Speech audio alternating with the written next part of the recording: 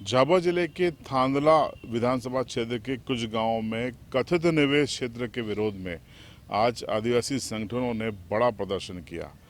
ये लोग थांदला पहुंचे और यहां पर एसडीएम कार्यालय का घेराव किया। इस दौरान सैकड़ों लोगों ने विरोध पर प्रदर्शन में हिस्सेदारी की और इस प्रदर्शन के दौरान ये कहा गया कि निवेश क्षेत्र को लेकर ग्राम सभा की अनुमति नहीं ली गई है, जो कि संवैधानिक प्रावधानों का उल्लंघन है, और साथ ही आदिवासियों को जल जंगल जमीन से बेदखल करने के आरोप भी लगाए गए। इस दौरान एसडीएम के साथ प्रदर्शनकारी नेताओं की कुछ गर्मा गर्म बहस भी हुई। इस वीडियो में आप उन बहस की तस्वीरों को देखिए, प्रदर्शन की तस्वीरों को देखिए और अंत में सुनिए इस पूरे प्रदर्शन को लेकर क्या कुछ कहा गया। हाँ, ग्राम सभा को मानेंगे निर्णय हम पूरा आपत्ति के साथ और ये ग्राम सभा का ही निर्णय है ये सब। अरे एक कोई भी व्यक्ति कोई भी समझ में और गांव में सर हमें आपको बता देना चाहते हैं कि सचिव और सरपंच और ये आपने पेशा अध्यक्ष बनाया, इसको आप ग्राम सभा मत समझो। हर 18 साल का एक लड़का वहाँ ग्राम सभा का सदस्य है और आपसे हम कह देना चाहते हैं कि हर 18 साल के लड़के लड़की के बिना पूछे अगर आप जमीन आवंटित करते हैं, ये भी आपको नहीं, हर गांव में आपको विज्ञप्ति और साइन लेना है। सहमति लो, अनुमति नहीं लेना आपको। आप सहमति लीजिए। सहमति के लिए 60 लोग बैठते हैं और आप मंत्री सचिव पता नहीं क्या जुगाड़ लगा के 8-10 लाख का काम देके आप तो पता नहीं क्या करते हो। अभी आवेगा नहीं आ रही। कौन बता रहा है? जो बता रहा है वो आपको जो नोटिस है, नोटिस बताओ, नोटिस बताओ। क्या कौन सा नोटिस आया आपके पास? सबके पास नोटिस है? नहीं, किसी के पास नोटिस नहीं। सबके पास नोटिस है। व्यक्तिगत ना तो आपके पास कोई नोटिस आया, न कोई आपका कोई घर है, न जमीन है। किसके बबलू भाई कहाँ है? कहाँ वो पूरा वो लाओ तो नोटिफिकेशन जितने भी नोटिस निकले थे। वो मोबाइल में दिखाएंगे लो मैं बता देता हूँ। ये मनोहर भैया बता रहे हैं। जमीन से डिस्कस कर रहे हैं, आपको पता ही नहीं अंदर। आदिवासी इस देश का मालिक है। ये दुश्मनों के ये जो गैर आदिवासी जो बड़े बड़े लोग हैं ना, इनके कान में जू भी नहीं रेंगती। और वही सुप्रीम कोर्ट बोलता है कि अयोध्या में भगवान राम का मंदिर बनना चाहिए, तो वहां बनना शुरू हो गया। जब वही सुप्रीम कोर्ट बोलता है कि आदिवासी इस देश का मालिक है, उसको उसका अधिकार मिलना चाहिए, तो ये लोग क्यों नहीं करते? जो अभी एसडीएम साहब ने कहा कि आवेदन लेके आए, पहली बात तो कोई आवेदन लेके नहीं है, ना कोई ज्ञापन लेके आए हैं। हम ग्राम सभा का फैसला लेके आए हैं। अगर एसडीएम साहब इस फैसले को नहीं मानते हैं तो उनको कोर्ट में आकर खड़ा रहना पड़ेगा, क्योंकि ये जमीन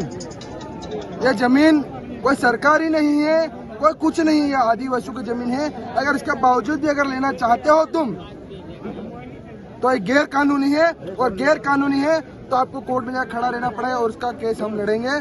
और अगर उसके बावजूद भी हमारे साथ कुछ होता है, हमारे जितने भी उनको अगर कोई परेशान भी करता है, तो उसका हमारे जो आदिवासी संगठन जयस है उनके खिलाफ है, सरकार के खिलाफ है और उन नेताओं के खिलाफ भी है जो इस जो जमीन है उसके अधिग्रहण को समर्थन करता। और एसडीएम भी अगर हमारे किसी व्यक्ति को डराता है तो उसका भी हम खिलाफ है। जोहार।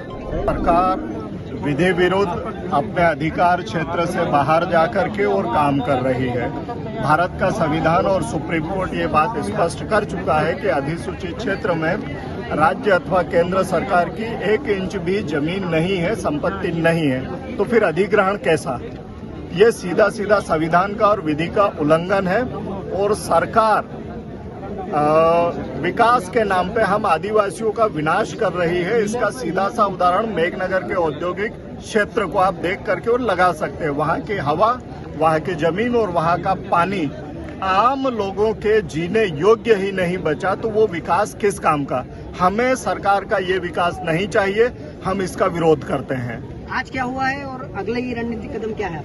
देखिए, जो ऐसा क्षेत्र जो इस समस्या से ग्रसित है या सरकार की मनमानी के कारण जो परेशान है, उस गांव के समस्त ग्राम सभाएं आज यहां एकत्रित हुई थी। उन समस्त ग्राम सभाओं ने अपने वैधानिक अधिकार का उपयोग करते हुए स्थानीय प्रशासन को आदेश दिया है कि हम अपनी भूमि देने से इनकार करते हैं। अतः आपके द्वारा जो भी आदेश या नोटिफिकेशन जारी हुए हैं, आप स्वतः उन्हें निरस्त कर दें। ऐसा नहीं हुआ तो अगला क्या कदम होगा? देखिए, अगर राष्ट्र की जो व्यवस्था है, अगर वो राष्ट्र के संविधान को मानती है, तो फिर ये प्रक्रिया निरस्त किए जाने योग्य है।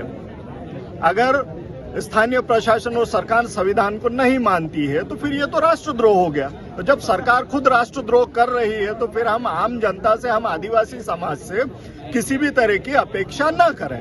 तहसील के अंतर्गत जो खवासा के आसपास जितने 15 जो गांव जा रहे हैं निवेश क्षेत्र में, उसको निरस्त करवाने के लिए आज हमने जन आंदोलन किया है और जन आंदोलन के माध्यम से आपत्ति दर्ज करवाई है और इस आपत्ति के 5 दिन में ये हमको प्रशासन जवाब देगा।